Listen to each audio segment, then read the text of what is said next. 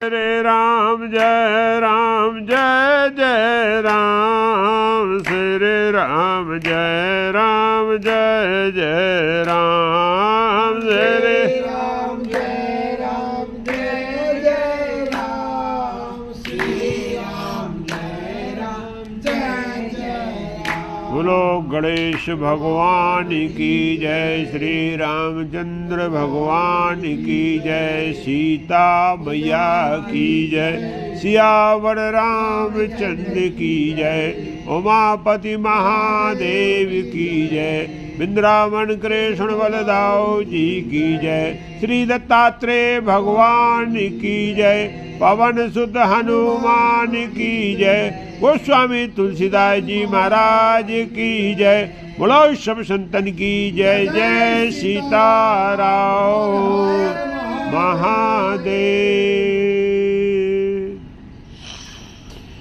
गजाननम भूतगणाधि सेवितं, कपित जम्बो फलचारु भक्षणम्, उमाच्युतं शोक विनाशकारिकं, नमामि विघ्नेश्वर पाद पंकजं, नमामि विघ्नेश्वर पाद पंकजं।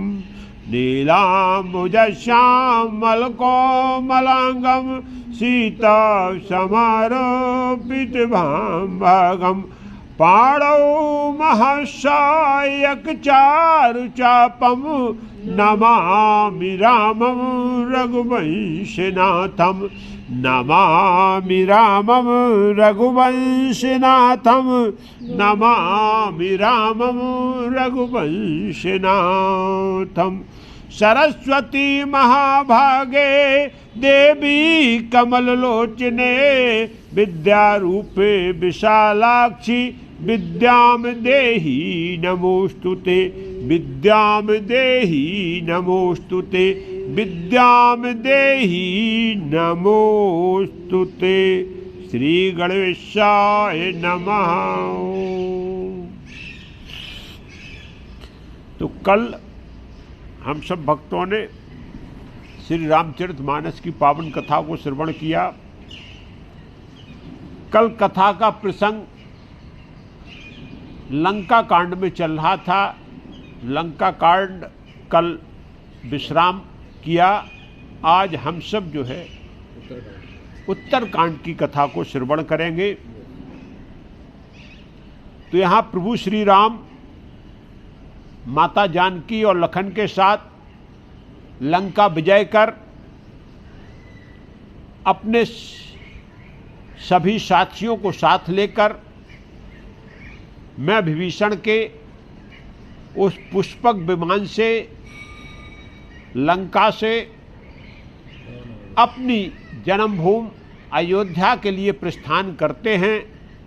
तो सीता जी को सभी स्थानों के दर्शन कराते हुए भगवान आगे बढ़ते हैं। पहले सीता जी को युद्ध मैदान के दर्शन कराए, जहाँ पर राक्षसों के साथ भगवान का युद्ध हुआ था। उसके बाद रामेश्वरम भगवान के दर्शन, फिर आके पंचवटी के दर्शन, फिर अगस्त मुनि के आश्रम में विमान उतरा। अगस्त मुनि से आशीर्वाद भगवान ने प्राप्त किया और अगस्त मुनि के आश्रम से विमान सीधा आके चित्रकूट में उतरा। वहाँ सभी ऋषि संत महात्माओं के प्रभु ने आशीर्वाद प्राप्त किया, सबको दर्शन दिया और वहाँ से विमान उड़ा तो सीधा प्रयागराज त्रिवेणी में आया। वहाँ भगवान ने राम लखन सीता जी के साथ त्रिवेणी में स्नान किया और वहाँ एक अलौकिक काम भगवान ने क्या किया, हनुमान जी को बोले कि अब आप तुरंत अयोध्या जाओ, क्योंकि एक दिन शेष है। भरत ने संकल्प किया हुआ है कि यदि मैं अवध के अंदर आया नहीं तो प्राण त्याग देंगे भरत। तो भरत को हनुमान जी मैं जीवित प्राप्त करना चाहता हूं, इसलिए आप जाके तुरंत भरत को हमारे आगमन की सूचना दो। हनुमान जी त्रिवेणी से प्रयागराज से सीधे जो है अयोध्या के लिए प्रस्थान किए। इधर भगवान जी ने आके त्रिवेणी संगम में स्नान किया। उसके बाद भरद्वाज मुनि के आश्रम में आए। भरद्वाज मुनि से भी आशीर्वाद प्राप्त करके दर्शन किए। और वहाँ से भगवान सिंहबेरपुर आ गए। सिंहबेरपुर में माता जानकी ने गंगा जी के यथोचित पूजन अर्चन किया, गंगा जी से आशीर्वाद प्राप्त किया। फिर यहाँ भगवान की मुलाकात निषाद राज गुह से होती है और केवट राज से होती है। निषाद राज गुह ने बड़ा जो है भगवान का भक्तिपूर्ण आदर सत्कार के सिंहबेरपुर में आदर सम्मान किया। भगवान ने उनको गले से लगाया। लगाने के बाद बोले, भाई गुह, आप जो है मेरे को भरत के समान प्रिय हो, और केवट का तो बोले मैं ऋणी हूँ। और केवट को ऋण के बदले में भगवान बोले, जब केवट ने मांगा है कि प्रभु मैं अब यहाँ नहीं रहना चाहता हूँ, आपके साथ अयोध्या में वास करूँगा, तो यहाँ भगवान ने क्या किया कि निषाद राज को और केवट राज को दोनों को ही अपने साथ ले लिया है। और यहाँ गोस्वामी तुलसीदास जी ने कथा को लंका कांड को विराम किया है। लंका कांड की फलास्तुति यही बताई कि जो भगवान के युद्ध के चरित्र को श्रवण करेगा उसको जीवन में कभी जो है विजय प्राप्त होगी, विवेक प्राप्त होगा, और जो है उसकी ख्याति जो ऐश्वर्य है वो बढ़ जाएगा। इस प्रकार से भगवान यहाँ। और दूसरी बात गोस्वामी तुलसीदास जी ने बताया कि ये कलयुग काल जो चल रहा, क्योंकि गोस्वामी तुलसीदास जी ने रामचरितमानस कलयुग काल में लिखी है, तो बोले ये भक्तों के लिए बोला गया कि ये कलयुग काल चल रहा है, ये पूरा जो है विकारों का घर है। ये पूरा, इसमें सिवाय विकार के, सिवाय गंदगी के दूसरी चीज नहीं है। और इसका एक ही, विकारों को यदि हमको अपने हृदय को निर्मल करना है, विकारों को साफ करना है, ये विकार रूपी मैल को यदि धोना है, तो राम नाम के अलावा कोई दूसरा इस संसार में सहारा और साधन नहीं है। तो राम नाम को जीवन में धारण करके अपने हृदय में जो मन में जो विकार भरे हुए हैं उन सबको हम स्वच्छ और निर्मल करके और ईश्वर को प्राप्त कर लें। क्योंकि भगवान निर्मल मन से ही, जो इसका मन निर्मल होता है, भगवान उसी को स्वीकार करते हैं। और यहाँ गोस्वामी तुलसीदास जी ने श्रीलंका कांड को विराम किया है। अब कथा जो है श्री उत्तर कांड में प्रवेश करती है। सबसे पहले गोस्वामी तुलसीदास जी ने प्रभु श्री राम रघुनाथ जी की बहुत ही सुंदर स्वरूप का वर्णन किया है कि भगवान का जो स्वरूप है वो 6 पराभूतियों से विभूषित है। भगवान अति सुंदर हैं, अति वीर हैं, अति बलवान हैं।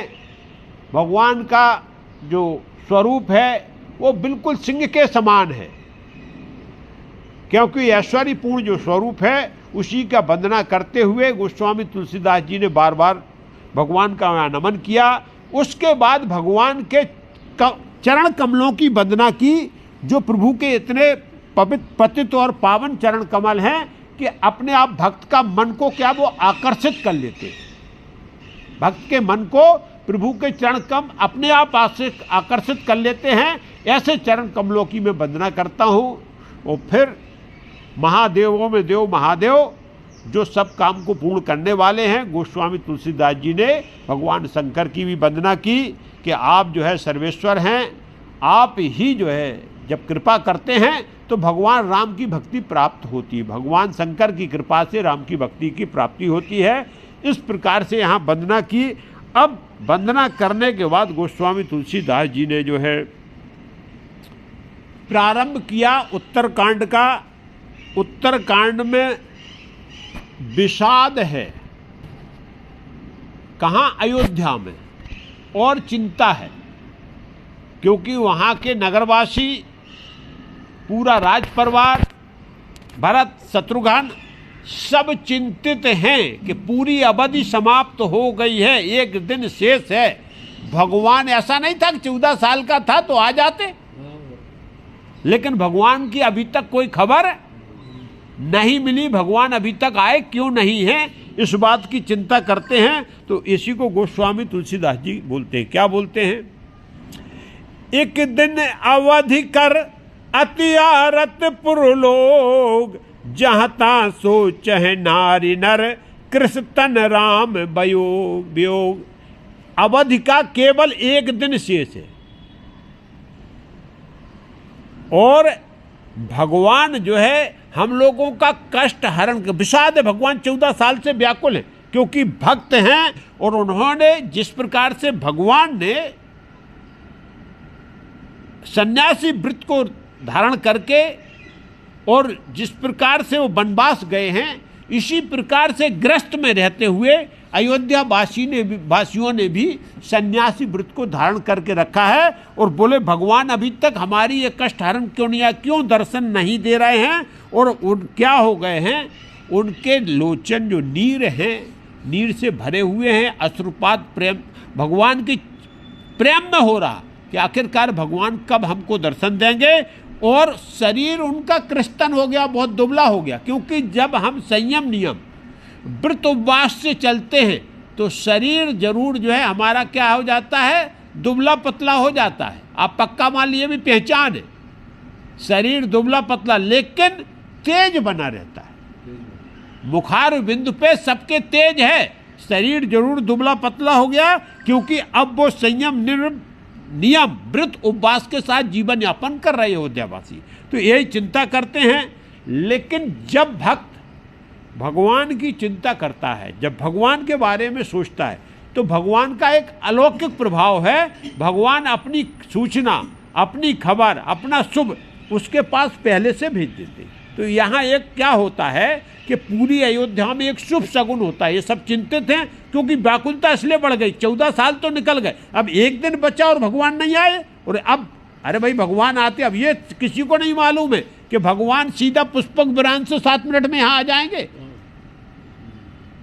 जो निकाला गया है 7 मिनट लंका से लेके यहाँ तक का पुष्पक विमान की रफ्तार इतनी तेज 7 मिनट में आता है। तो वो हमारे महापुरुष ऐसा बताते हैं कि आ सकते, लेकिन ये तो नहीं मालूम था, भगवान आते तो पता लग जाता, लेकिन आए नहीं। आखिरकार कहीं से कोई संदेश नहीं मिला, लेकिन यहाँ संदेश मिल गया। तो भगवान का ये भक्त को जगा देते हैं, भगवान ने यहाँ जगा दिया। सगुन होए सुंदर सकल मन प्रसन्न सबके, प्रभु आगमन जनाव जनु नगर रम चहु। फिर सीधा शुभ शगुन हो रहे हैं चारों तरफ से। आपको बिल्कुल जब अशुभ समय होता है तो चारों तरफ भयानकता छा जाती है, अपने आप में भी, अपने अंदर भी भयानकता और बाहर भी भयानकता हो जाती। और जब शुभ शगुन होता है, जब मंगलमय समय होता है, तो चारों तरफ अच्छा दिखाई देने लगता है। और ये मन लेकिन प्रसन्न है। क्यों प्रसन्न है? कि भगवान ने ये संकल्प किया कि 14 साल में मैं वापस आऊँगा और आपको दर्शन दिए, इसलिए मन में विश्वास है। लेकिन संसार में क्या होता है कि लगता है ऐसा कि पता नहीं आएंगे कि नहीं आएंगे, इसलिए सबका मन प्रसन्न है। और ये ही शुभ संकेत हैं भगवान के आगमन के, कि नगर में चारों तरफ उदासी नहीं है, क्या है, उत्सुकता है, उल्लास है कि भगवान आएंगे, भगवान आएंगे। और इसी विश्वास के साथ सब जीवंत है। अब यहाँ फिर क्या देखा है, ये तो नगर वालों की बात हो गई। कौशल्यादि मातु सब मन आनंद यस होय, आयु प्रभु श्री अनुज जुत कहन चहत अब कोई। और यहाँ कौशल्या माता को और सभी माताओं को भी शुभ शगुन हो रहे हैं। क्या शुभ शगुन हो रहे हैं कि उनको ऐसा लग रहा है कि कोई ना कोई ये कहने वाला है कि अब भगवान आने वाले हैं, राम सीता लखन अब आपके पास आने वाले। ऐसा उनके हृदय में एक प्रकार का आभास हो रहा कि अब ना कोई हमको अच्छी खबर। क्यों? क्योंकि मुड़गार पे कौआ दूधा बाती कर रहे, कौआ बोल रहे। ये शगुन होता था कि कौआ मुड़गार के ऊपर, तो कौशल्या माता देख रहे हैं कि आज हमारे महल के ऊपर कौआ बोल रहे, बड़ी अच्छी बात कर रहे हैं। तो इसका उनको लग रहा है कि ये शुभ शगुन का ये है कि कोई ना कोई हमको जो है बराबर ये खबर देगा कि अब प्रभु श्री राम आने वाले हैं। भरत जी को भी शुभ शगुन हो रहे। कहाँ? भरत अयोध्या में नहीं है, भरत कहाँ है? नंदीग्राम में। और भरत जी को भी शुभ शगुन हो रहा है कि भरत जी की क्या दाहिनी आंख फड़क रही और दाहिनी भुजा फड़क रही। तो भरत जी जो हैं चिंतित। भरत जी ने संकल्प किया था कि दिन व्यतीत होने के बाद भरत जिंदा नहीं रहे, वो उधर भी संकल्प है। तो भरत तो सवेरे से इसकी तैयारी में वहाँ सरजू नदी वो वहीं घूम रहे कि भगवान आज नहीं आए तो क्या हो जाएगा कि फिर भरत का प्राणांत करना, भरत को अपना संकल्प पूरा करना। भगवान अपना संकल्प बाद में पूरा करते रहे, लेकिन भरत का संकल्प यहाँ पूरा होगा। लेकिन भरत को भी भगवान ने क्या कर दिया, अदृश्य रूप में। इसी को आध्यात्मिक बोलते हैं। जब पवित्र और पावन मन होता है तो शुभ अशुभ के संकेत हमको अपने आप प्राप्त हो जाते हैं। बहुत बड़ी बात है ये आपको अपने आप जो है, यदि मन पवित्र और पावन है तो उसको पहले से आभास हो जाता है कि अब असमय है या शुभ समय है। तो इस प्रकार से यहाँ जो है क्या हो रहा है कि भरत जी भी मन प्रसन्न हो रहा। क्यों? भगवान में विश्वास, और विश्वास ही बहुत बड़ी चीज है। तो एक दिन भरत जी शेष रह गया है। भरत एक बात सोच रहे, एक दिन शेष रह गया, लेकिन आखिरकार प्रभु आए क्यों नहीं? आते तो खबर मिल जाती। अब एक दिन की यात्रा कितनी बड़ी होती। अरे भाई भगवान 2 4 10 दिन इतनी रुक जाते कहीं भी। अब ये लेकिन क्या है, ये वही बात है कि भगवान विमान से आएंगे ये किसी को मालूम नहीं है। यहाँ भरत ने बड़ा मन में विचार किया कि भगवान अभी भी तो मेरे को कुटिल नहीं समझ रहे। कुटिल, जिसका हृदय क्या होता है, सीधा नहीं होता, टेढ़ा होता है। कुटिल का मतलब जो होता है वो क्या है, जो चालाक रहता है, जिसके मन में जो क्या रहता है, सरल नहीं रहता। जो आदमी सरल नहीं रहता उसको टेढ़ा बोलते, टेढ़े स्वभाव वालों को बोलते हैं कुटिल। इसकी चाल समझ में, तो भगवान हमको भी कुटिल तो नहीं समझ रहे।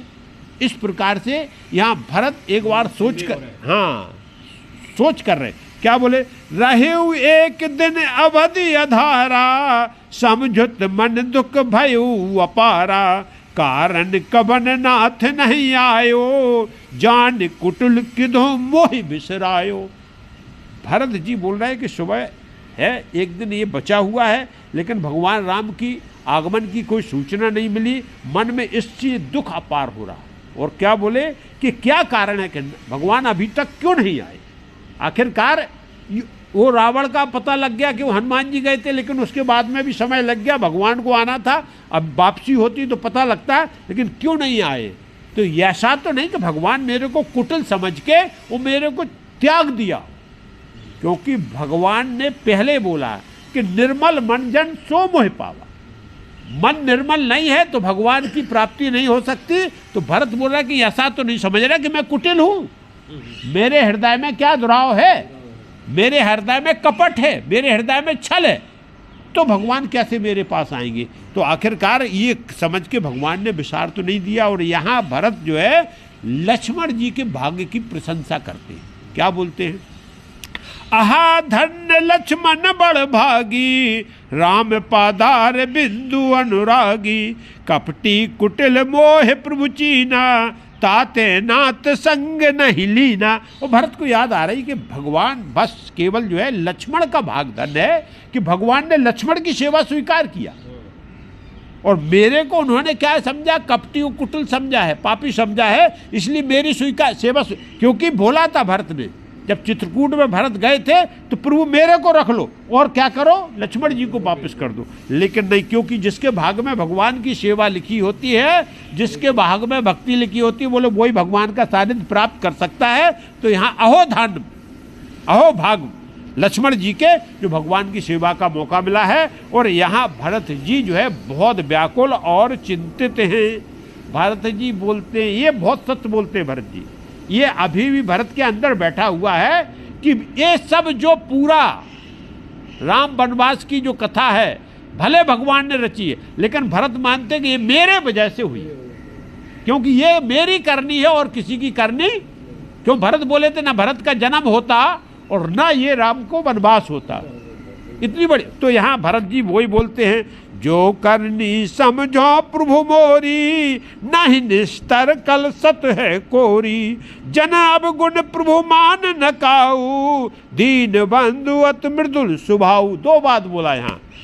पहले तो अपने स्वभाव के बारे में भरत जी बोल रहे हैं कि यदि मेरी करनी पे विचार किया जाए तो कल्प भर तक भी इसका प्रायश्चित किया जाए तो प्रायश्चित नहीं कर सकते हैं, क्योंकि ये करनी मेरे द्वारा, मेरे जन्म के कारण या मेरे उसके कारण या मेरी माता के कारण, लेकिन वो सब मेरी वजह से हुआ। न मेरा जन्म होता ना होता तो भरत यहाँ बोलते हैं कि इस कलमनी का निस्तारण करना चाहें, हम प्रायश्चित करना चाहें तो कल्प भर तक भी करें तो भी नहीं हो सकता, लेकिन मेरे को भगवान पे विश्वास है। क्या विश्वास है? ये हम और आपके लिए जीवन का सत्य है। जन अवगुण प्रभु मान न को। प्रभु क्या करते, अपने भक्त के कोई अवगुणों को ध्यान नहीं देते। भगवान के यहाँ आपके अवगुणों की गिनती नहीं होती। यदि आपने शरणागति कर ली है तो भगवान की कृपा अपने आप, दीन मंदवत मृदु, क्योंकि भगवान का जो स्वभाव है वो दीनों पर क्या है, दया करने वाले हैं, दीनों की रक्षा करने वाले हैं। और भगवान का मृदुल स्वभाव है, क्योंकि वो मधुरता यही है कि वो अपने भक्तों के अवगुण नहीं देखते। यदि जिसने शरणागति कर लिया है उसको भगवान स्वीकार करते हैं और भगवान का आशीर्वाद प्राप्त होता है। तो भरत को यह विश्वास है कि जो कुछ भी घटा तो वो घट गया, लेकिन भगवान, अब तो मैं भगवान का भक्त हूं।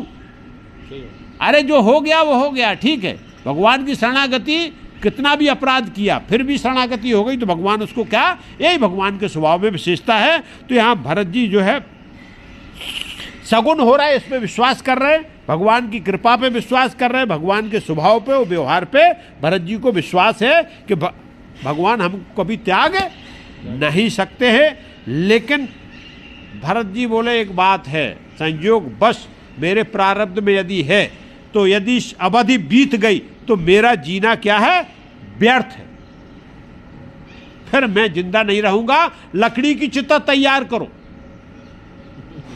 लकड़ी की चिता वहीं सरजू के किनारे नंदीग्राम में भरत जी ने तैयार करा लिया, क्योंकि बोले आज शाम हुई तो भरत का यहां भी अंत हो जाएगा, क्योंकि अभी तक प्रभु की खबर नहीं मिली। इसका मतलब प्रभु ने मेरे को क्या कर दिया है, भूल गए, और मेरा संकल्प हमको पूरा करना पड़ेगा। तो इधर चिता है, इधर भरत जी देख रहे कि अभी जो है दिन है, यदि शाम हो गया तो आतुर है।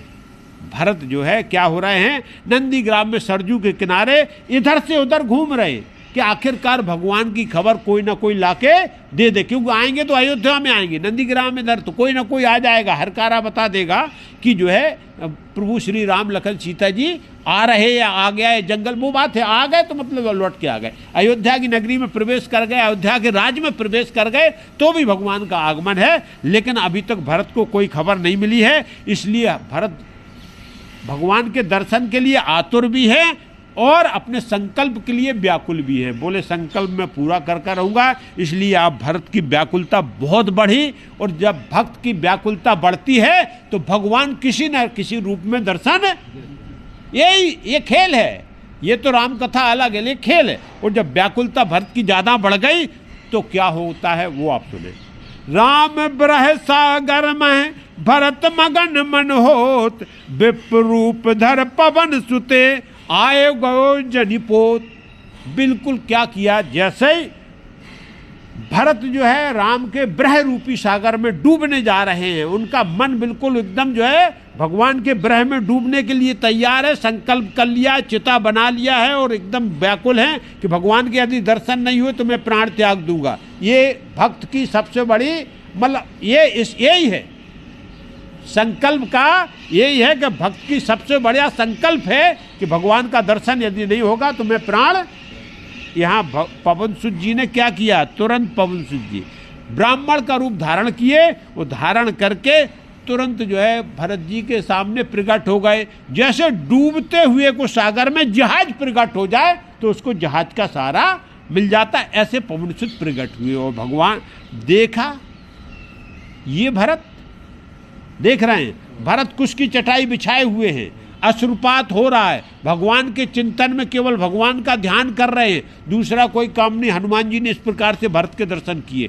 तो वही बैठे देख कुशासन जटा मुकुट कृष गात, राम राम रघुपति जपत श्रीवत नैन जल जात। और हनुमान जी ने देखा कि भरत जी एकांत बिल्कुल एकदम शांत बैठे हुए हैं, भगवान का ध्यान कर रहे हैं, लेकिन शरीर उनका बिल्कुल दुबला हो गया है, सूख गए हैं। और क्या हुआ, जटाओं का मुकुट बंधा हुआ, ठीक भगवान जैसे राम वनवास में जिस प्रकार से जीवन, वैसा भरत जी यहाँ व्यतीत कर रहे हैं। और केवल प्रभु का नाम ही उनकी जिह्वा पे है और आंखों से अश्रुपात हो रहा है, क्योंकि वो भगवान के दर्शन के लिए व्याकुल हैं। और हनुमान जी ने देर नहीं लगाई, तुरंत बोला, हे भरत, हे भरत, राम लखन और सीता आ रहे हैं, आ गए हैं। भरत ने एक बार, दो बार, जब 3 बार बोला, अरे तो आंखें खोली हैं और एक बार जो भरत आनंद में डूब गए, बिल्कुल एकदम जैसे भरत ने सुना कि राम लखन सीता आ रहे हैं, तो जैसे प्यासे पानी को जान निकल रही हो तो अमृत मिल जाता है, ऐसे उनको अमृत की प्राप्ति हो गई। एक बार भरत के मन में शांति प्रकट हो गई कि वास्तव में भगवान अपने संकल्प के पक्के हैं, क्योंकि भगवान आ रहे हैं। और हनुमान जी से तुरंत पूछा, बोले विप्रदेव आप कौन हैं जो इतनी सुंदर, इतनी अच्छी खबर लेके आए, जरा आप अपना परिचय बता दें। तो फिर हनुमान जी ने अपना परिचय दिया है, दीन बंधु रघुपत कर किंकर, सुनत भरत भेटे उठ सादर, मिलत प्रेम नई हृदय समाता, नैन सिरबत जल पुलकित गाता। और बस क्या परिचय दिया हनुमान जी ने, ये बोले, हे भाई, दीनों पर दया करने वाले भगवान श्री रघुनाथ जी का मैं किंकर हूं, सेवक हूं, मैं उनका क्या हूं, सेवक हूं। और इतना ही भरत ने सुना, वैसे ही तुरंत दौड़ के आए और हनुमान जी को अपनी छाती से लगा लिया। यहाँ हनुमान जी के भी अश्रुपात हो रहा है, रोमांचित हो रहे भरत की दशा को देख के। और भरत देख रहा है कि भगवान राम साक्षात मेरे सामने प्रकट होगा हनुमान जी के रूप में, क्योंकि मैं जो अशांत था, उन्होंने आके इतनी सुंदर बात खबर सुना दी। उनको यही एहसास हो रहा कि हम साक्षात अपने बड़े भाई राम से मिल रहा हूँ। तो इस प्रकार से यहाँ जो है हनुमान जी के साथ में भरत जो है बहुत भेंटे हैं। यहाँ भरत और हनुमान का मिलन होता है, दोनों अश्रुपात होता है, शरीर पुलकित हो गए हैं। और भरत बोले, बस एक बात बताओ विप्रदेव, हे हनुमान जी, अब आप केवल एक बात बताइए कि मेरे रघुनाथ जी कैसे हैं। मैं आपका ऋण नहीं चुका सकता हूं। जो आपने एक खबर दी है, जो सूचना दी है, ये बहुत अमृततुल्य खबर है, इसका मैं आजीवन आपका ऋणी रहूंगा, क्योंकि मैं बहुत आतुर था। लेकिन डूबते को जैसे आपने जहाज के रूप में प्रकट हो गए, नहीं तो मैं डूबने वाला था। ये देखो सामने हनुमान जी देख गए भरत के त्याग को, तपस्या को, और बड़े दृढ़ संकल्पी हैं। तपश्चर्या के साथ, नियम संयम के साथ भरत ने जीवन यापन किया है। राज सत्ता नहीं भोगा, राज सत्ता नहीं भोगा, क्योंकि भोग होते हुए भी ना भोगना, यही सबसे बड़ी बात है। वो मर भी नहीं कभी। हाँ, नहीं, भोग होते हुए भी भोग ना भोगना, यही सबसे बड़ा त्याग होता है। हनुमान जी ने तुरंत बोले, समाचार सब सुना दिए, प्रभु श्री राम के गुणगान कर दिए कि बोले, भाई भरत, भगवान राम ने अलौकिक अद्भुत ये 14 साल में पूरा क्षेत्र दक्षिण से लेकर उत्तर तक का राक्षस विहीन कर दिया है, अधर्म का नाश कर दिया है, धर्म की प्रभु ने स्थापना कर दिया है और लंका पे विजय प्राप्त कर ली। लंका पे अब वहां राम की ध्वजा पताका फहराएगी, राक्षसों की नहीं, देवता वहां जो है जय जयकार होगी। तो इस प्रकार से गुणगान किया, भरत के अश्रुपात होने लगा। भरत एक बार व्याकुल हो गए कि प्रभु ने बहुत बढ़िया, लेकिन एक बात पूछी कि हनुमान जी, आप तो भगवान के बहुत बड़े सेवक हो, नज़दीक रहते हो, कभी भगवान इस दास को भी याद करते थे? मैं तो यहाँ रात दिन बहुत बड़ी ये बात होती, भक्त को ये रहता है कि आखिरकार भगवान ने कभी मेरी भी याद किया क्या? हनुमान जी इतना भरत के कहते हुए चरणों पे गिर पड़े, भरत जी के चरण पकड़ लिए, बोले, भरत आप क्या कह रहे हो? भगवान से आपकी याद करते थे?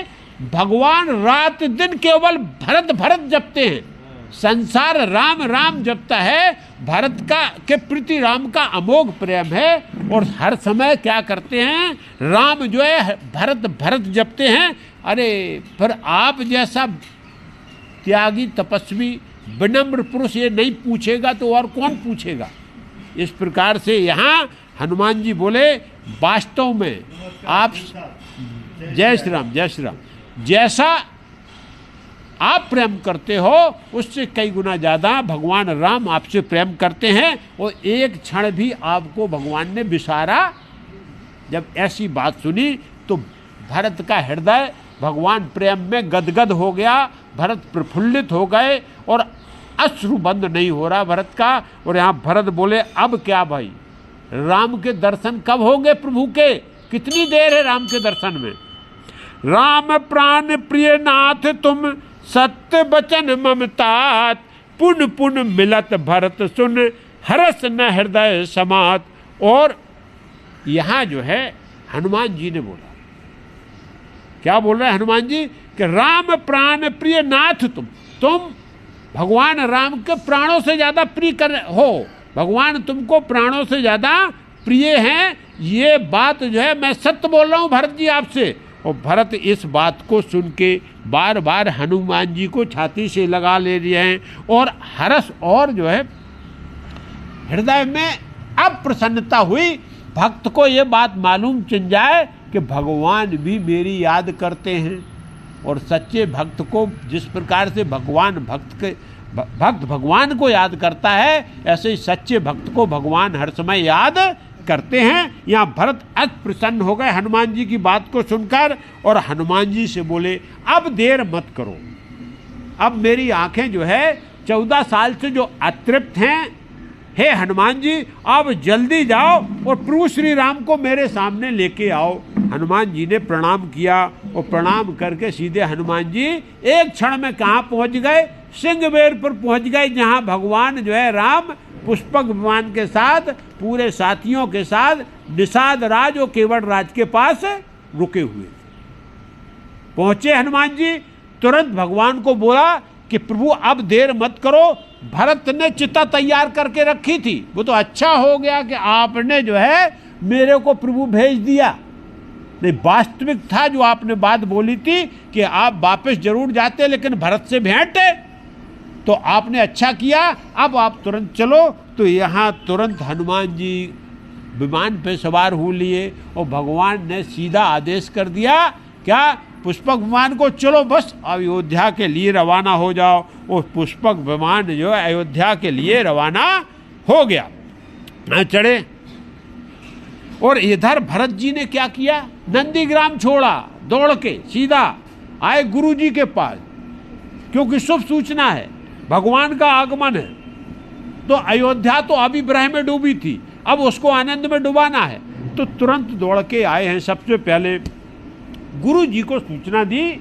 गुरु वशिष्ठ आनंद में डूब गए कि हम तो बोले थे कि भगवान जो है सत्य संकल्प हैं, जो भगवान संकल्प कर लेते हैं वो पूरा करते हैं। और गुरु जी से बोला तैयारी किया जाए, क्योंकि अब प्रभु श्री राम लखन और सीता जी का अयोध्या में आगमन होने वाला है। और तुरंत भरत जी क्या हो महल में आए, सभी माताओं को और सबको सूचना दे दी। और ये खबर नगर में आग की तरह फैल गई पूरे अयोध्या में चारों तरफ कि भगवान राम लखन सीता जी अयोध्या का वनवास समाप्त करने आ रहे। गए थे वो वनवास में, लेकिन यहाँ अयोध्या वनवास के रूप में बदल गई थी, क्योंकि जहाँ राम है वहीं अयोध्या है। इस प्रकार की स्थिति। तो यहाँ जब सब में हर्ष और उल्लास फैल गया है और सभी क्या करने लगे, और तुरंत राजमहल में आकर यहाँ माताओं ने तुरंत आदेश दे दिया कि राम का आगमन हो रहा है, आप लोग क्या करो, पूजन की थाली तैयार करो, स्वर्ण थाल तैयार करके उसमें नाना प्रकार के जो पवित्र पावन जो द्रव्य हैं, पवित्र पावन जो सामग्री है, वो सब पूजन के लिए तैयार करके और माताएं भगवान के जो है स्वागत के लिए आतुर होने लगी। और इधर क्या हुआ कि पूरे शहर में सब जगह संध्वनि होने लगी, सब जय जयकार प्रभु की करने लगे, चारों तरफ आग फैल गई। ठीक किस प्रकार लोग बाग घर से दौड़े, कहाँ आ गए, किधर राम है, एक दूसरे से पूछ रहे, अभी आने वाले हैं।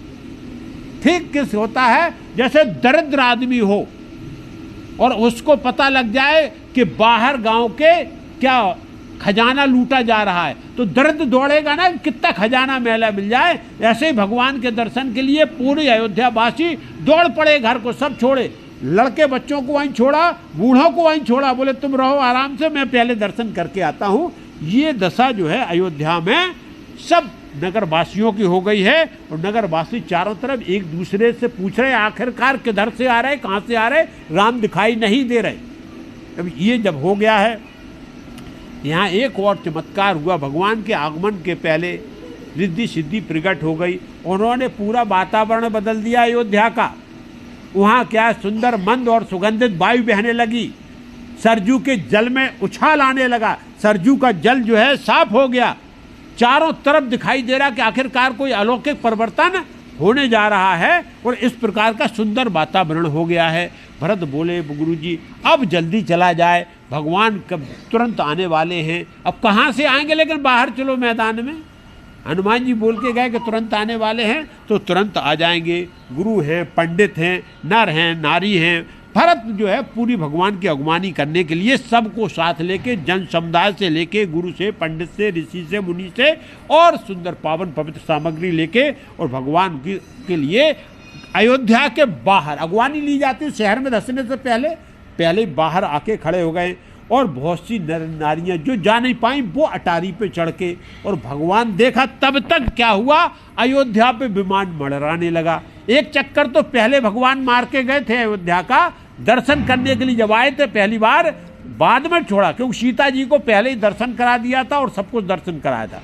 अब विमान क्या हुआ, आसमान में ऊपर मड़राने लगा। सभी जो है ऊपर विमान को देख रहे हैं और विमान को देख के भगवान की जय जयकार यहाँ होती है। अब यहाँ लेकिन किस प्रकार, वो स्वामी तुलसीदास जी बोलते हैं बिल्कुल अयोध्या में किस प्रकार का जो है परिवर्तन हुआ, कैसे।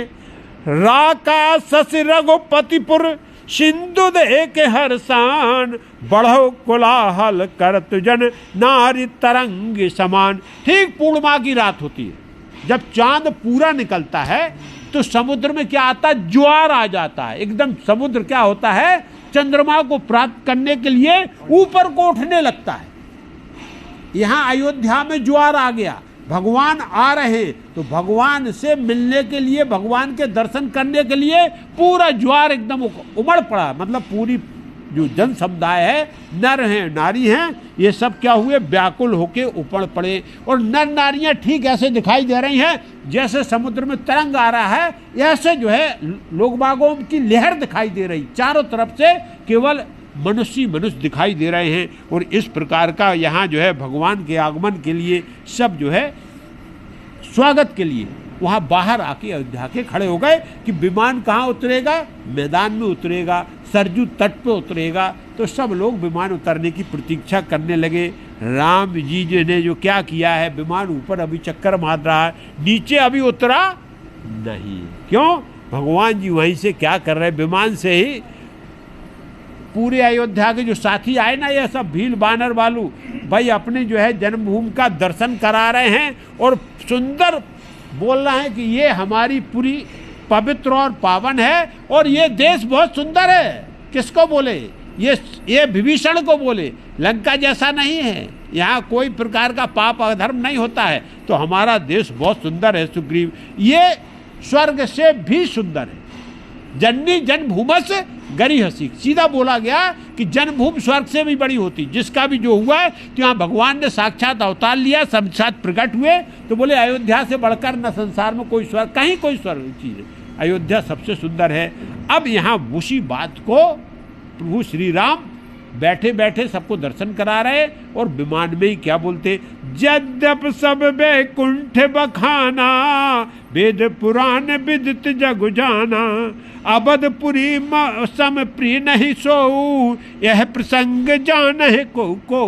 भगवान राम बोला देखो, वैसे वेद पुराणों में सबसे ज्यादा बखान किसका किया गया, वैकुंठ धाम का किया गया, लेकिन मेरे लिए ये मेरी जन्मभूमि अवधपुरी से ज्यादा सुंदर वैकुंठ भी नहीं है। लेकिन इस प्रसंग को कोई कोई जानता है। क्या प्रसंग है, यहाँ काशी में तो धरती पर प्राण त्यागने के बाद मोक्ष मिलती, और बोले अयोध्या में हवा में भी प्राण निकल जाए तो भी मोक्ष मिल जाती है। हवा में भी निकल जाए, धरती पे तो है ही, हवा में भी प्राण निकल गए तो भी उसको मोक्ष मिल जाएगी। ये अयोध्या इतनी पावन और पवित्र है। तुरंत जो है सबको इस प्रकार का अयोध्या के बारे में भगवान ने बताया।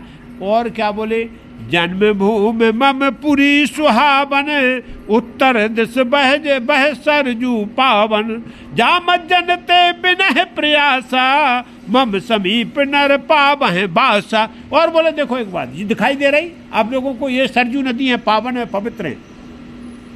ये सरजू नदी है, ये मानसरोवर से निकली है। सरजू का जो प्राकट्य है वो मानसरोवर से है। और सरजू जो है पवित्र और पावन है, ये अधिक शीतल और पवित्र हैं, उत्तर दिशा से आ रही है, उत्तर में ही बहती हैं अयोध्या में। तो सबको सरजू के दर्शन कराए। बोले जो इनके दर्शन करता है, जो इसमें स्नान करता है, वो बिगर प्रयास के, बिगर कर्म कांड के, भगवान बोल रहा है मेरी जो है निकटता प्राप्त कर लेता है। जिसको हमने कल बताया था समीप मोक्ष बोलते हैं, जो भगवान के पास, जिसको भगवान के धाम में भगवान के पास रहने का मौका मिलता पार्षद के रूप में। तो बोले सरजू माता ऐसी हैं। तो यहाँ जो है सबको इस सरजू की व्यवस्था बताई भगवान ने, फिर दिव्य अयोध्या की विशेषता बताई। अब सब लोग बोल रहे हैं कि विमान उतरता तो तरीके से उतरता ना। आवत देख लोग सब कृपा सिंधु भगवान, नकर निकट प्रेरे उतरे भूमि विमान। और अब नगरवासियों ने देखा है कि विमान नीचे को आ रहा है, तो जैसे ही सब लोग भगवान की जय जयकार करते हैं, और बिल्कुल नगर के निकट ही भगवान ने क्या किया, पुष्पक विमान को भूमि पर उतार दिया। और जनता जो है एकदम, क्योंकि भगवान है कोई सामान्य नहीं, सब दूर से ही भगवान को हाथ जोड़े मूर्तवत खड़े हो कि कब भगवान बाहर आएंगे, कब भगवान के दर्शन, ये आंखें जो प्यासी हैं एक बार केवल झलक दिख जाए। तो यहाँ सब मूर्तिवत खड़े हो गए। अब कोई एक पिन ड्रॉप साइलेंस जिसको बोलते, कहीं कोई आवाज़ नहीं, कुछ नहीं, केवल भगवान के दर्शन के लिए सब भगवान यहाँ ने पुष्पक विमान से भगवान उतरे, सब साथियों को उतार लिया। और उतरने के बाद सबसे पहला काम आप भगवान ने क्या किया, बोले ये पुष्पक विमान तुम जहाँ से आए हो वहीं चले जाओ, मेरे को दूसरे की माया की जरूरत है नहीं। ये भगवान का सिद्धांत देखो। बोले नहीं नहीं नहीं, ये कुबेर का है, रावण की संपत्ति बन गई थी, क्योंकि रावण ने जबरन कुबेर से जो है छीन लिया था। यहाँ जिसकी है उसको भगवान ने भेज दिया। पुष्पक विमान को बोला कि आप जो है तुरंत जाके और कुबेर को दर्शन दो।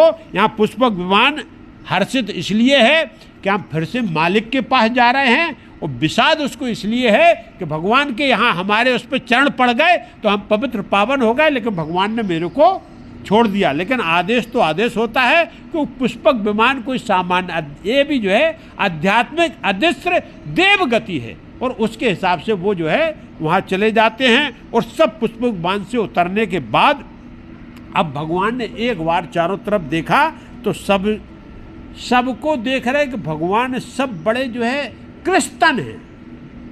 पूरे अयोध्या वासियों के चेहरे पर और शरीर पे एक बात दिखा रही है कि सबका जो है कृष्ण है, और अभी भी दुबले पतले हैं, हर्षोल्लास नहीं है। इन्होंने पूरों ने विषाद में जीवन व्यतीत, आनंद में नहीं। आनंद वाला आदमी दिखाई दे जाता है।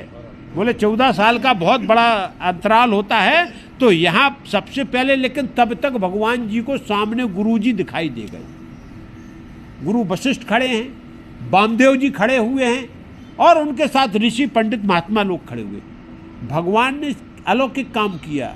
वहीं पर अपना सारंग, धनुष और बाण और तूर्णी वहीं उठा के रख दिया, और सीधे दौड़े लक्ष्मण जी के साथ गुरु के चरणों में पहले दंडवत प्रणाम किया। यहाँ गुरु जी ने भगवान को उठा के हृदय से लगाया, गुरु का सुपात होने लगा। भगवान भी गुरु के जो है, क्योंकि गुरु और शिष्य का बहुत बड़ा संबंध होता है, क्योंकि जीवन का वास्तव में जो मार्गदर्शक होता है वो गुरु होता है। तो यहाँ भगवान ने अस्त्र रख के गुरु का के चरण बंदन किए। और इसके बाद भगवान राम बोले गुरु जी से, क्योंकि शासन सत्ता गुरु जी चला रहे थे। बोले गुरु जी इस अयोध्या की कुशलता क्या? गुरु जी क्या बोले राम से? बोले आपके दर्शन ही सबसे बड़ी कुशलता है, इससे बड़ा संसार में कोई कुशलता, आप आ गए, अब सब कुशल मंगल है। अभी तक तो केवल आपकी प्रतीक्षा में जिंदा रहे थे, अब आपको देख देख के जिंदा रहेंगे।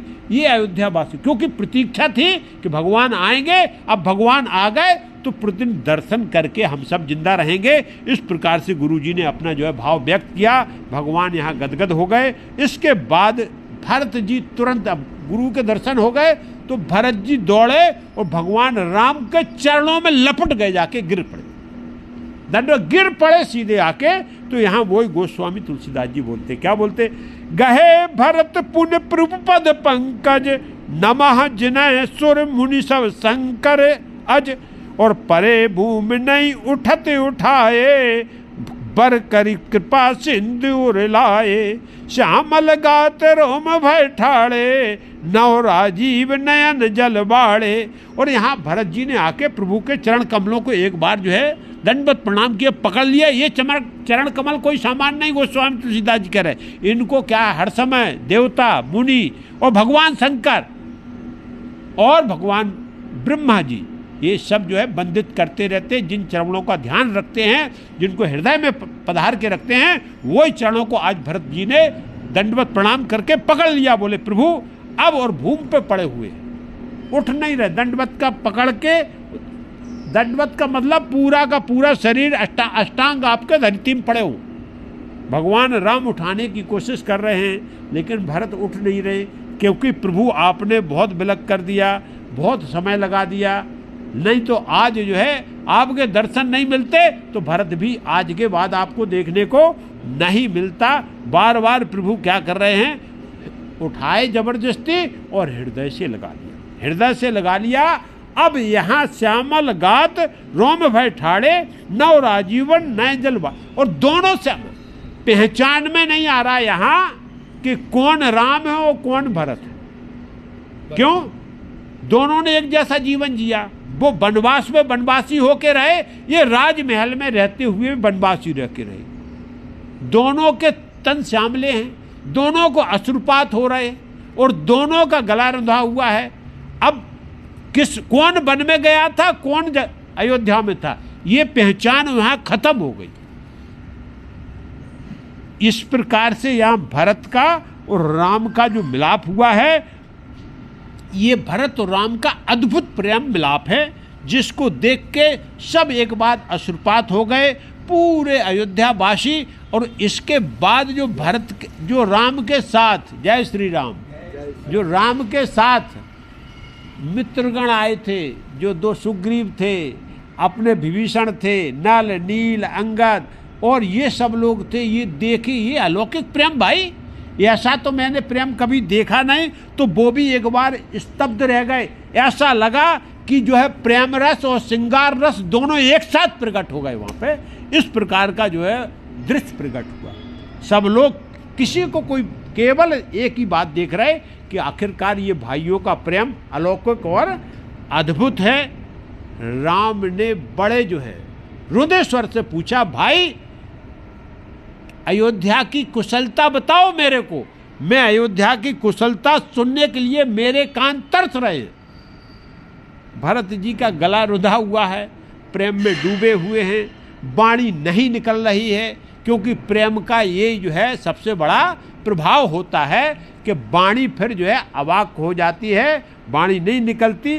भरत जी ने बोला, प्रभु बस आपके दर्शन हो गए, यही मेरे लिए सबसे बड़ी कुशलता है और यही अयोध्या वासियों के लिए कुशलता कि आखिरकार आप 14 वर्ष वनवास काट के, लेकिन आप अपने वचन पे पक्के रहे और लौट के आप अयोध्या आ गए। अयोध्या के लिए प्रभु यही बड़ी कुशलता है। ये भाव सागर में डूबते हुए जहाज के लिए आप जो है नाविक बन के प्रकट हो गए। नहीं, ये पूरा का पूरा भाव सागर में ये अयोध्या पूरी डूबने वाली थी, लेकिन प्रभु आपने आके इसको बचा लिया, यही सबसे बड़ी है। इसके बाद शत्रुघ्न प्रतीक्षा करे हुए पड़े थे। तुरंत शत्रुघ्न जो है प्रभु के चरणों में गिर पड़े हैं और शत्रुघ्न को भी छाती से लगाया। यहाँ शत्रुघ्न से भी प्रेममय भेंट होती है। इसके बाद जो है लखन जी खड़े हुए हैं। तो भरत, लखन और शत्रुघ्न की बड़ी अलौकिक, चारों भाइयों के प्रेम को यदि जो है नापने की कोशिश की जाए, जानने की कोशिश की जाए कि कौन किससे कितना प्रेम करता, तो ऋषि मुनि संत और हमारे कवि बोलते हैं कि वो जो है नापा नहीं जा सकता। इस प्रकार का चारों भाइयों में एक दूसरे के प्रति इतना प्रेम है, एक दूसरे के प्रति इतना समर्पण है। ये जो है यही राम कथा है। ऐसा अलौकिक प्रेम न जो कभी प्रकट हुआ है न कभी होगा, क्योंकि भगवान की लीला थी, भगवान ने साक्षात होकर प्रकट किया है। और यहाँ सब भाई फिर एक बार से भरत और शत्रुघ्न सीता जी के चरणों में जाके गिर पड़े। सीता जी देख के, क्योंकि सीता जी अश्रुपात हो रहा, ये भाइयों के मिलन को देख के सीता जी भी स्तब्ध रह गई। लेकिन उसके बाद जैसे ही जो गए हैं, सीता चरण भरत सिरनावा, अनुज समेत परम सुख पावा, प्रेमातुर सब लोग निहारी, कौतुक कीन कृपाल खरारी। और यहाँ क्या किया, बहुत बड़ा चमत्कार हुआ। सीता जी के चरणों में भरत और शत्रुघ्न पड़े हैं, सीता जी ने उठा के उनको अपने गले से लगाया, बहुत बहुत आशीर्वाद दिया, बोले भाई आपके दर्शन हो गए तो अब जीवन में आनंद ही आनंद हो गए। आपके बिगड़ वनवास में मेरे को जो है चैन नहीं था, शांति नहीं थी, क्योंकि हमारा परिवार बिछुड़ गया था। ये सीता जी का भाव था। और यहाँ फिर भगवान ने जब एक बार दृष्टि देखी चारों तरफ इधर उधर, तो पूरी जनता ये चाह रही है, जो भी नर नारी अयोध्या वासी सब खड़े हैं, कि भगवान से कब हम इस प्रकार से मिल पाए जैसे भगवान भरत और शत्रुघ्न से मिल रहे। तो ये कैसे मेरा जो है मेरा भी प्रेम पूरा हो, क्योंकि वो भी भगवान के अनन्य भक्त हैं। तो भगवान ने यहाँ लीला प्रकट कर दी। क्या लीला प्रकट की? अमित रूप प्रगटे तेहि काला, जथा जोग मिले सभी कृपाला, कृपा दृष्टि रघुबीर बिलो की, किए सकल नर नार विसो की, क्षण मह समय मिले भगवाना, उमा मरम यह काहू न जाना। यहाँ भगवान शंकर जी बोल रहे हैं कि भगवान ने यहाँ भक्तों का भाव देख कर यही होता है। भक्तों के भाव के लिए भगवान कहीं भी किसी भी जगह असंभव नहीं है, क्योंकि भगवान सब जगह हैं। तो प्रकट हो गए, वो जिसका जैसा भाव था भगवान पूरे अयोध्या वासियों से उसी भाव से एक ही समय में और एक ही स्थान पर, जहाँ जो खड़ा था वहीं, उसको आना नहीं पड़ा। भगवान को मिलन की अनुभूति वहीं सबको हो गई और सबका शोक एक बार से जैसे खिंच गया। अरे अग्नि जल रही हो और उस पर पानी पड़ जाए तो बुझ जाएगी, ऐसे जो अशांति थी, जो बिछोए था, जो एक अंदर से जो है जल प्रेमाग्नि जल रही थी, भगवान के मिलन से सबकी शांति हो गई और सब एकदम आनंद में भगवान के स्पर्श को डूब गए।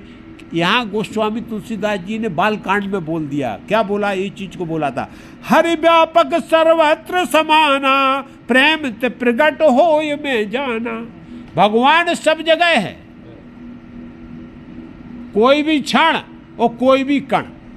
क्षण का मतलब एक भी समय अंतराल की कोई छोटी से छोटी इकाई, कोई समय की गति है, इसमें हर जगह हर समय भगवान विराजमान है। और संसार में कोई भी अलौकिक वस्तु, एक भी कण, आखिरकार भगवान की शक्ति सब में विराजमान है। लेकिन वो प्रगट कब होती है? हर व्यापक सर्वत्र समान, सब में है, लेकिन प्रगट होए प्रेम तो जान। प्रेम से भगवान प्रगट होते हैं। जब हमारा प्रेम होता है, जब भगवान के प्रति हमारी आस्था और श्रद्धा बढ़ जाती है, जब अलौकिक प्रेम जागृत होता है, तो भगवान वहीं उसके सामने, भक्त के सामने प्रकट हो जाते हैं। भगवान को क्या है?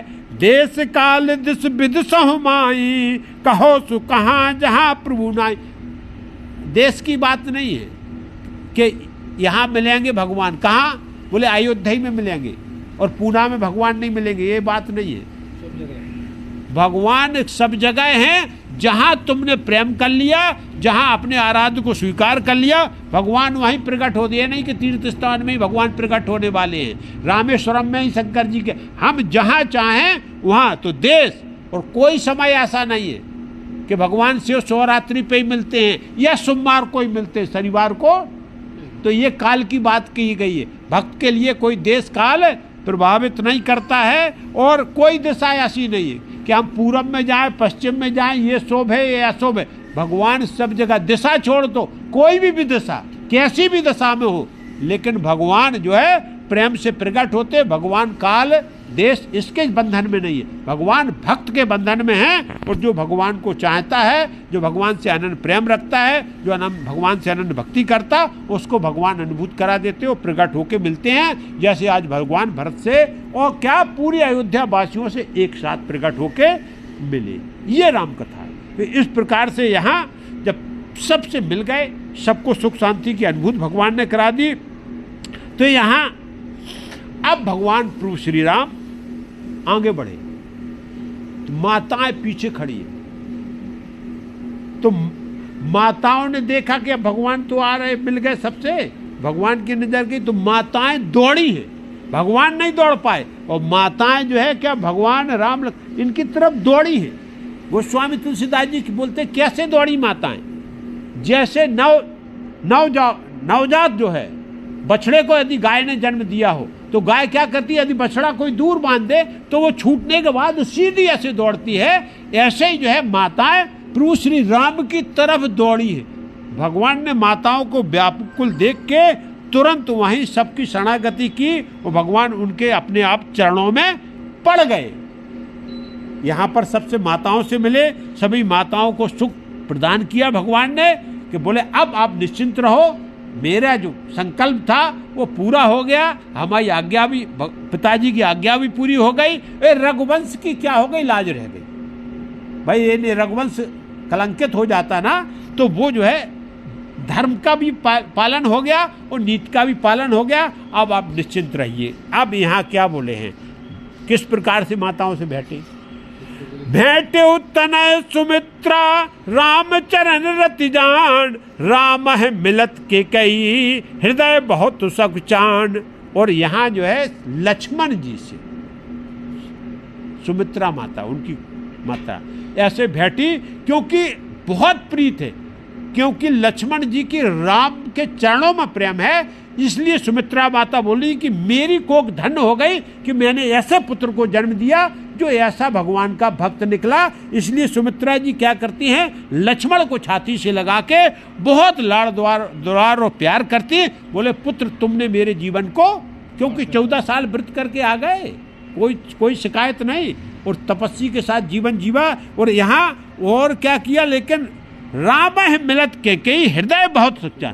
लेकिन केकई माता से राम मिले हैं तो राम तो पूरे खुले हृदय से आनंद के साथ मिल रहा है, लेकिन केकई के हृदय में वो शांति नहीं है, वो सच्चा रही है कि ये सब मेरी वजह से हुआ। और ये राम को जितना भी वनवास में कष्ट भोगना पड़ा, राम को जितना भी वनवास में जो है परेशानी का सामना करना पड़ा, ये सब केवल जिसका कारण क्या हूँ, मैं हूँ। और आखिरकार जो है यहाँ क्या किया है कि भगवान इस बात को, प्रभु श्री राम इस बात को जान गए।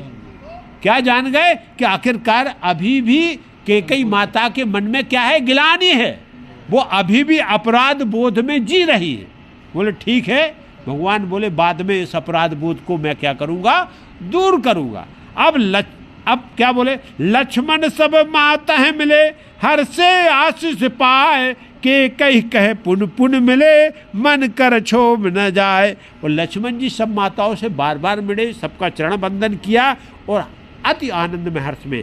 केकई से भी लक्ष्मण बार बार मिल रहे, लेकिन लक्ष्मण जी का भी क्षोभ खत्म नहीं हो रहा केकई के प्रति, क्योंकि भगवान को जो वो मानते हैं, भगवान की भले लीला थी, लेकिन भक्त जो है भगवान को कभी किसी कष्ट में देखे, भगवान राम ने भाई अयोध्या छोड़ के, राजमहल छोड़ के आखिरकार वनवास में बिताया, तो वो केकई को लक्ष्मण जी दोषी मानते हैं। और भक्त का यही होता है कि भगवान पे किसी भी प्रकार की आँच, क्योंकि भगवान वो भक्त हैं, तो इसलिए लक्ष्मण जी थोड़ा सा क्षोभ कर रहे हैं। लेकिन लक्ष्मण जी का क्षोभ यहाँ समाप्त नहीं हुआ, इसको भी भगवान ने समझा, बोले इसको भी हम दूर, क्योंकि बड़ा जो होता है जैसा आचार व्यवहार करता है उससे सब प्रकट हो जाता है। भगवान बोले ठीक है कोई बात नहीं है। अब क्या हो, अब आगे सीता जी पीछे पीछे चुपचाप खड़ी हैं, पहले इन सब का मिलन हो जाए तो हम भी अपना नंबर लगाएं। तो सीता जी मिली हैं, फिर क्या, सासुन सब मिली बेदेही चरण लागे हर सुयत तेही, देह असीस बूझ कुशलाता हो चल तुम्हार यही बाता। और यहाँ सीता जी ने प्रेम से, आदर से, सम्मान से सभी सासों को, तीनों माताओं के चरण बंदन किए और उनसे आशीर्वाद प्राप्त किया। सीता जी को बहुत हर्ष हुआ, माता अब मेरा जीवन धन्य हो गया, अभी तक आपके दर्शन नहीं कर पा रही थी और अपना हमको भी एक था कि मैं आपकी सेवा करने का मेरे को मौका, मैं भले पति के साथ थी लेकिन आपकी सेवा की मेरे को माता चिंता रहती थी। अब हर्षित हूँ मैं कि आपकी सेवा में आ गई हूँ, अब आपकी रात दिन में सेवा करूँगा। और इस प्रकार से माताओं ने कहा, बोले भाई आप जैसी मैं बहू पाकर, आप जैसी बेटी पाकर मेरा जीवन धन्य हो गया। और आशीर्वाद दे दिया कि बोले सीता जी तुम्हारा जो है सुहाग जन्म जन्मांतर तक अजर और अमर रहे। इस प्रकार से सीता जी को वहाँ आशीर्वाद दिया माताओं ने, सबने। सीता जी अति प्रसन्न हुई और प्रसन्न होने के बाद माताओं ने जो है क्या किया, वो लेके गई थी सबकी वहाँ क्या किया, आरती उतारना प्रारंभ किया। सबकी सकुशलता के आरती उतारने का मतलब ये होता है आरत हरण। जो बलाय है, जो कष्ट है, जो विपत्ति है, वो हमारे प्रिय पे न रहे, उसको भगवान से निवेदन। भगवान की भी आरती हम इसीलिए उतारते हैं कि भगवान पे जो अलाय बलाय है, भगवान दुनिया के कष्टों, वो क्यों, भगवान हमारे प्रिय हैं, तो उनकी भी अलाय बलाय। भक्त बोलता बोले भगवान इधर आ जाए मेरे पास, लेकिन आपके ऊपर कोई अलाय बलाय, तो इसलिए प्रिय की आरती उतारने का मतलब उसके ऊपर जो अलाय बलाय है, जो परेशानियां हैं, जो दुख है, संकट है, इसके लिए आरती उतारी जाती है। आरती उतारी, माताओं ने बहुत दान पुण्य किया, निछावर बांट दिया चारों तरफ। बोले अब मैं खुश हूं, अब राजमहल का दरवाजा जो है, अयोध्या का कोष खोल दिया जाए, सबको आनंद के साथ जो है क्या करो, निछावर बांटो। और यहाँ कृपा सिंधु भगवान जो है, माता यहाँ परम आनंद में, क्यों, केवल भगवान के मुखार बिंद को देखी जा रही। भगवान के मुख में इतनी बड़ी विशेषता थी कि जो एक बार भगवान के मुख को देख लेता था, क्योंकि उनका जो कृपा सिंधु है वो, और वो कृपा भगवान के मुख से झलकती थी। इसके लिए माताएं सब आनंद में डूबी हुई, केवल भगवान को एकटक देखे जा रही हैं और एक बात सोच रही हैं। माताएं खड़ी खड़ी यही सोच रही कि भाई ये इतने कोमल हैं, इतने मुलायम हैं, इनका तो जो स्वरूप दिखाई दे रहा है कहीं से नहीं दिखता कि इन्होंने रावण और कुंभकर्ण को मारा होगा, लंका पे विजय की होगी। ये तो सामान्य से इतना, माता को अपना बच्चा वैसे भी कोमल दिखता है, अब बच्चा वैसे ही छूट रहता है। तो यहाँ माताएं वही विचार कर रही कि हे प्रभु, आपकी माया मेरे समझ से बाहर की बात है, मेरे को समझ में नहीं आ रही है। क्योंकि आप जो है क्या, क्योंकि कैसे कुंभकर्ण जैसे रावण के बारे में सुना था, धरती डोलती थी और आपने उसको मारा है, लेकिन वो सब चल रहा है, ये ईश्वर की माया है। और ईश्वर की माया को आज तक कोई समझे, भगवान की लीला है, इसी को लीला बोलते हैं। तो यहाँ लक्ष्मण और सीता सहित प्रभु बोलो कतिमात, परमानंद मगन मन पुन पुन पुलकति गात। और यहाँ माताएं लक्ष्मण, सीता और राम को देख रही हैं, आनंद की अनुभूति कर रही हैं। अयोध्या का वनवास समाप्त हो गया है, अयोध्या में अब आनंद ही आनंद है। इसको बोलते हैं परमानंद। आनंद होता है, एक परमानंद होता है जो कभी समाप्त ना होने वाला। अब बोले अयोध्या पे कभी कोई संकट नहीं आएगा, क्योंकि भगवान साक्षात वास कर लेते, और जहाँ भगवान साक्षात प्रकट हो जाते वहाँ कभी कोई संकट प्रकट नहीं हो सकता है। इस प्रकार से आनंद में डूबी हुई हैं सब। अब क्या बोला है, भगवान ने देखा कि अब वो भगवान के जो साथी थे ना, वो सब पीछे ही खड़े हैं। बोले बड़ा लंबा चौड़ा मिला भाई, ये स्वागत समारोह चल रहा है, फिर मिलान चल रहा है, फिर वो प्रेम देख रहे हैं एक दूसरे का, तो वो तो एक अवाक को हो गए सब। यहाँ सुग्रीव से लेके अपना विभीषण और प्रभु हनुमान के साथ में, हनुमान जी साथ में हैं, और जो नल नील अंगद जितने भी हैं, सब देख के बोले ये क्या चल रहा है। तो भगवान जी फिर ध्यान किए, बोले ये सब साथी लोग हमारे चुपचाप खड़े हुए हैं, जरा इनको भी तो सबसे इससे मिला दिया जाए। ये सब बाहर चल रहा है अयोध्या के, अभी कोई अंदर नहीं गया, वो सरजू तट पे ही हो रहा है। क्या बोला, लंकापति कपीस नल नीला, जाबवंत अंगत शुभशीला, हनुमादिक सब बानर बीरा, धरे मनोहर मनुज शरीरा। यहाँ एक और घटना हुई है कि सब जितने भी थे बानर, रीछ भालू, ये रीछ भालू बानर नहीं रहे, सब सुंदर से सुंदर अपने अपने राष्ट्रीय शरीर में बढ़िया शरीर धारण कर लिया मनुष्य का। सब अपने जो है भगवान के अलौकिक प्रभाव से यहाँ सब सुंदर सुंदर शरीर धर लिया, किसका, मनुष्य का शरीर धर के। और सब अति सुंदर दिख रहे, अति बलवान दिख रहे, अति प्रभावशाली दिख रहे, ये चेहरे से प्रकट होता है। अब लेकिन यहाँ सब भरत के प्रेम के, भरत के त्याग के, भरत की तपस्या का यहाँ गुणगान कर रहे हैं। और नगर वासियों का बोले प्रभु ये तो ऐसा प्रेम हम लोग नहीं कर पाए। बोले ये प्रेम हम लोगों, अब क्या जानते थे कि हम बहुत ज़्यादा भगवान से प्रेम करते हैं। कौन, क्योंकि भगवान के साथ जितने भी थे तो बोले हमसे बड़ा कोई प्रेम ही नहीं। लेकिन जब यहाँ अयोध्या वासियों का इनका प्रेम देखा कि भगवान तो इनके साथ अब रहे भी नहीं, लेकिन इतना बड़ा प्रेम, बोले प्रभु इस प्रेम की तो कोई जो है मतलब जो है इसकी कल्पना भी नहीं मैंने की थी कि ऐसा प्रेम भी प्रकट हो सकता है। तो यहाँ गुणगान कर रहे भगवान, प्रसन्न हुए, बोले अब एक काम करो, सुनो। पुण्य रघुपत सब सखा बुलाए, मुनि पद लागहु सकल सिखाए, गुरु वशिष्ठ कुल पूज्य हमारे, इनकी कृपा धनुज रन मारे। भगवान ने बोला सब लोग इधर आओ। बोले कि प्रभु आज्ञा। बोले ये इनके पैर पड़ो। कौन? ये जो है ये सबको बोला कि ये पैर पड़ो, ये मेरे कुल पूज्य हैं, गुरु वशिष्ठ हैं। और एक बात भगवान ने अलौकिक बोल दी, बोली इनकी कृपा से ये जितने राक्षस हैं वो ये लंका विजय हुआ है, सब इन्हीं की कृपा से हुआ है। और यहाँ सबने एक बार जो है क्या किया, गुरु वशिष्ठ को प्रणाम किया। प्रणाम करके गुरु वशिष्ठ ने आशीर्वाद दिया। और कथा को आज यहीं विराम करते हैं। आगे कथा भगवान को बाहर ही स्वागत सत्कार में रहने देते हैं और कल कथा को अपन आगे बढ़ाएंगे। भगवान फिर जो है अपने नगर में प्रवेश करेंगे। जय, आज कथा को विराम करते हुए बोलो सियावर रामचंद्र की जय, उमापति महादेव की जय, पवन सुत हनुमान की जय, बोलो सब संतन की जय। जय सीताराम।